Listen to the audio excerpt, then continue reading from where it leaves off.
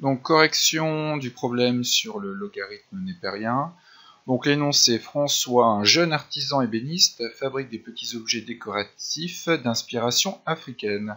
Pour prévoir l'évolution de son bénéfice, il note x le nombre d'objets produits par jour, x étant compris entre 1 et 5. Alors le bénéfice, alors attention, il est en dizaines d'euros, réalisé sur la vente quotidienne de ces x objets est modélisé par la fonction f, définie sur l'intervalle 1, 5 par f de x égale 30 fois ln de x moins 10x plus 10.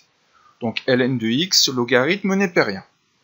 Donc un tableau de valeurs à compléter. Donc compléter le tableau de valeurs suivant en arrondissant les résultats au dixième près. Donc un chiffre après la virgule.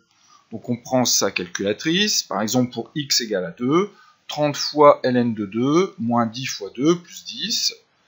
En arrondissant au dixième, ça fait 10,8. Pour x égale à 1, bah là ça se fait de tête, 30 fois ln de 1, moins 10 fois 1, plus 10. Donc ln de 1 c'est 0, donc il reste moins 10 fois 1 plus 10, ça fait résultat final 0.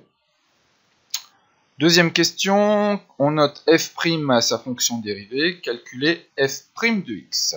Alors, ce qu'il faut savoir, c'est que la dérivée de la fonction ln de x, c'est 1 sur x.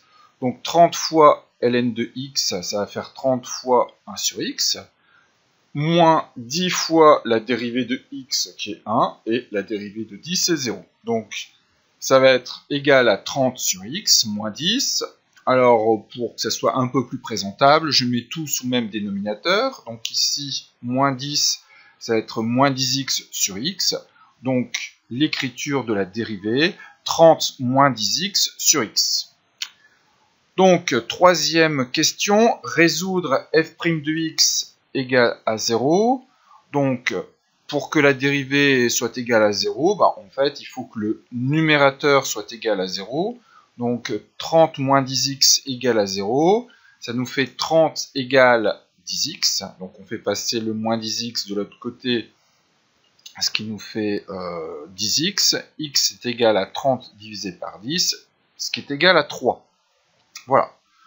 Donc pour trouver le signe de la dérivée, donc on prend une valeur, attention de ne pas prendre une valeur x égale à 0, puisque x n'est pas défini en 0, on prend la valeur simple, par exemple 1, on remplace x par 1 dans la dérivée, donc ce qui nous donne 30 moins 10 fois 1 sur 1, donc ça nous fait 30 moins 10, ça fait 20 sur 1, donc 20 est positif, donc ici à droite, là j'ai oublié de le marquer, mais là je l'ai marqué ici, donc pour les valeurs plus petites que 3, la dérivée est positive, pour les valeurs supérieures à 3, la dérivée est négative. Donc la fonction, elle est croissante et décroissante. Donc croissante entre 1 et 3 et décroissante entre 3 et 5. Donc f de 3, bah, ce qu'on fait, bah, on remplace x par 3 dans la fonction f de x. Donc 30 fois ln de 3 moins 10 fois 3 plus 10. Et en arrondissant, ça fait à peu près 13. Voilà.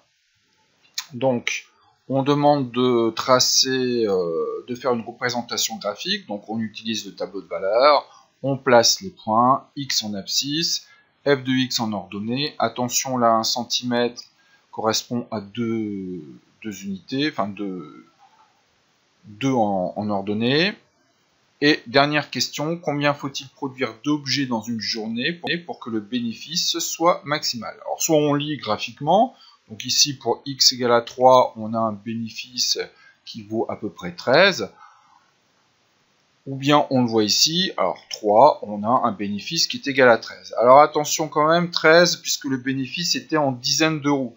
Donc en fait, 13, c'est la valeur mathématique, mais en fait, si on revient par rapport à l'énoncé, bah, le bénéfice maximal sera de 130 € et non pas 13, puisque le bénéfice était mis en dizaines d'euros. Voilà pour la résolution de ce problème.